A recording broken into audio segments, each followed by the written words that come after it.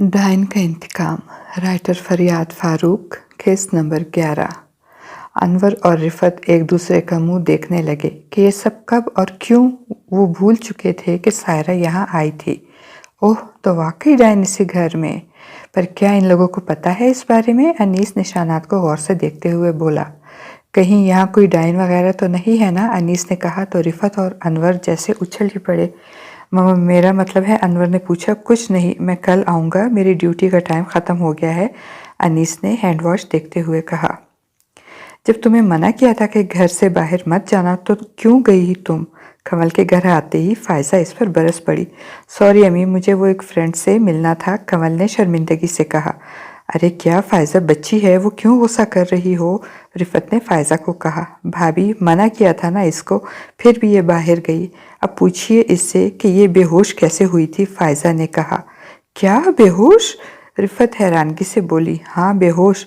वो तो अच्छा हुआ सायरा कि दोस्त ने इसे पहचान लिया एंड फ़ोन करके बताया और अलियान इसे घर ले आया।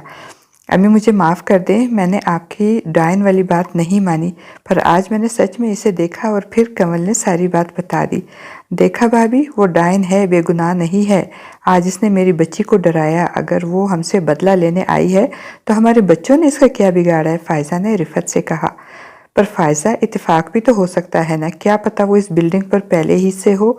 वैसे भी डाइन ऊंची जगहों पर रहती है, रिफत ने कहा।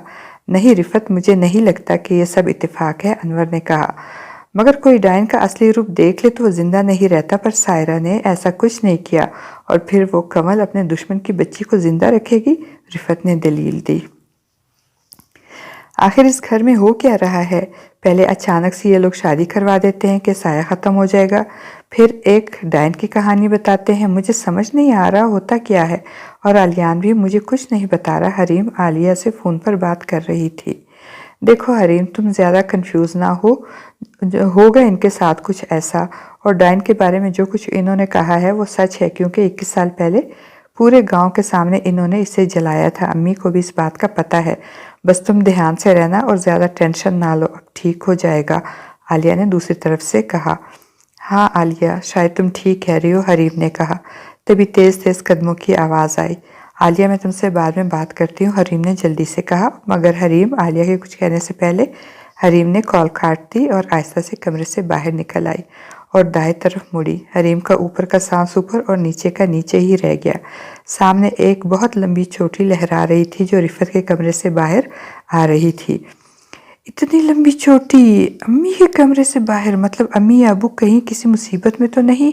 नहीं। तभी चोटी धुआं बन गई। हरीम फौरन रिफत के कमरे की तरफ भागी। हरीम जैसे ही रिफत के कमरे में पहुंची, देखा कि रिफत तो सही सलामत आईने के सामने खड़ी और कमरे में कोई नहीं था। अम्मी, मैंने वो यहाँ। हरीम अंदर जाते ही हड़बड़ाते हुए बोली। क्या हुआ हरीम बेटा, तुम इतनी परेशान, क्या हुआ, खैरियत है ना? रिफत हरीम को इस तरह देखकर खुद भी डर गई। मैंने वो आपके कमरे से, हरीम ने सारी बात बता दी। अरे नहीं बेटा, यहाँ तो कोई नहीं था, मैं अभी वॉशरूम से बाहर आई हूँ, तुम्हें कुछ वहम हुआ होगा। वैसे भी इस घर में जो कुछ हो रहा है इससे तो ये सब होना ही है, तुम जाओ, जाकर आराम करो। रिफत ने हरीम को समझाया। ठीक है अम्मी, मैं चलती हूँ। मुझे ऐसा क्यों लगता है कि वो मेरा वहम नहीं था, अच्छी तरह देखा था मैंने। हरीम ने कमरे की तरफ आते हुए सोचने लगी। मैंने कल सुना था जब शाह साहब आए थे, उन्होंने खुद कहा था यहाँ एक नहीं 2 डाइन हैं। अब मुझे ही कुछ करना है। ये क्या बचगाना हरकत की है तुमने अनीस? हाँ पापा, पर डाइन इस घर के अंदर है, मैंने खुद वहाँ डाइन के पैरों के निशान देखे हैं, अनीस ने हबीब को समझाने की कोशिश की। पर अनीस, एक फेक कार्ड और सीबीआई ऑफिसर बनने की क्या ज़रूरत थी? कितनी इज्जत है हमारी शहर में, अगर किसी को पता चल गया तो क्या रह जाएगा? हबीब ने कुर्सी पर बैठते हुए आराम से कहा। जी पापा, पर इस वक्त डाइन को पकड़ना ज़रूरी है, इज्जत बाद में। हम पहले ही रुद्वाशी हैं और ये बात आपने ही सिखाई है मुझे। पर तुम्हारा तरीका ठीक नहीं था, अब मैं इन लोगों से बात करके सब सच बता दूंगा, हबीब ने कहा। पापा, वो डाइन एक इंसान की जान ले चुकी है।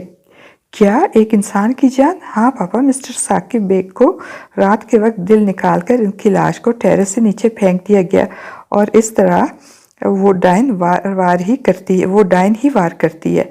OMG, फिर तो कुछ करना पड़ेगा, हबीब ने कुछ सोचते हुए कहा। सारी तैयारियां हो गई हैं ना फ़ायज़ा? रिफ़त ने फ़ायज़ा से कहा। हाँ भाभी, जो कुछ शाह साहब ने कहा था सब कुछ आ गया है और कल से फिर कोई भी घर से बाहर नहीं गया, फ़ायज़ा ने तसल्ली से बताया। और अरूसा? हाँ भाभी, वो बेचारी तो सदमे में है, अभी तक किसी से बात तक नहीं कर रही, खुद को कमरे में कैद ही कर लिया है, फ़ायज़ा ने बताया। हाँ तुम जाओ, इससे बात करो, कुछ तैयारी करो, शाह साहब बस आते होंगे, तब तक मैं हरीम को देखा हूँ, रिफ़त ने कान में बाली पहनते हुए कहा। ठीक है भाभी, फ़ायज़ा कहकर कमरे से बाहर चली गई। शाह साहब आपके पास ये बीन जैसी चीज़? अनवर ने बीन को ताज्जुब से देखते हुए पूछा। कैसी? शाह साहब अपने 3 मुरीदों के साथ आए थे। शाह साहब अपने साथ बड़ा लकड़ी का संदूक लाए थे जिसमें वो अपना सामान लाए थे। अरूसा को छोड़कर सारे लोग हॉल में एक तरफ खड़े थे। शाह साहब हॉल के बीचों बीच एक बहुत बड़ा इसार बांधकर मुरीद के साथ बैठे थे। ये बीन नहीं अनवर साहब, डायन धुन है, शाह साहब ने जवाब दिया। डायन धुन मतलब? अनवर ने कुछ ना समझते हुए पूछा। ये ऐसी धुन है जिसके बजाने पर हर वो डायन यहाँ खींची चली आएगी जो पहले इस घर में आ चुकी है। वाह, डायन है कि नागन? हरीम ने कहा। ओह, फिर तो वो गाना भी गाएगी, मैं तेरा दुश्मन तू मेरा, सारा ने हंसते हुए कहा। रिफत ने सारा को घूरा। ये सुर्ख राख लो और अपने चेहरों की तरफ हिसार करके इसमें खड़े हो जाओ, कुछ भी हो बाहर मत निकलना। इससे शाह साहब ने संदूक से एक पोटली निकाली। शाह साहब अलियान ने आगे बढ़कर पोटली ले ली। लो, संदूक भी आ गया, सारा ने मजाक उड़ाया। शाह साहब ने आंखें बंद की, डायन धुन उठाई और बजाना शुरू कर दिया। इसमें से एक बहुत ही पुरकशिश जैसी आवाज़ निकल रही थी। Wow, what a beautiful music, सारा ने कहा। रिफत ने इसे चुप रहने का इशारा किया। सारा इमारत पर ही बैठी थी कि इसके कानों में एक धुन बजने लगी। सायरा ने कानों पर जोर से हाथ रख लिया। नहीं, ये डायन धुन कौन बजा रहा है? ओ नहीं, ये धुन मुझे अपनी तरफ खींच रही है। सायरा अपने कानों पर हाथ दबाते हुए बोली। तभी सायरा बिल्डिंग से नीचे जोर से ज़मीन पर गिर गई, मगर वो डायन थी इसलिए इसे कुछ नहीं हुआ। सायरा की चोटी अब लंबी होती जा रही थी, नाखून बेहद काले और नुकीले और आंखें डार्क हो गई। नहीं, मेरी आंखें सफ़ेद होने के बजाय सुनहरी हो गई, मतलब मुझे हर हालत में जाना पड़ेगा। सायरा ज़मीन पर लोट पलोट हो रही थी। सायरा ने एक बहुत बड़ी चीख मारी और खड़ी हो गई। बुला रहे हैं ना मुझे वो लोग, तो आज ही इन सब का किस्सा तमाम कर दूंगी, आज सबका हिसाब लूंगी मैं। आज मेरे शौहर, मेरे बच्चों, सबका इंतकाम लूंगी मैं, एक ही वार में सबको ख़त्म कर दूंगी मैं। तुम लोगों ने एक डायन को नहीं, रवाइन को ललकारा है और इसका हिसाब तो तुम्हें देना ही पड़ेगा। आ रही हूँ मैं तुम्हारी मौत बनकर। शाह साहब के मुरीद भी अब धुन बजाना शुरू हो गए थे। तभी हरीम की नज़र रिफत पर पड़ी। रिफत को जैसे चक्कर आ रहे थे।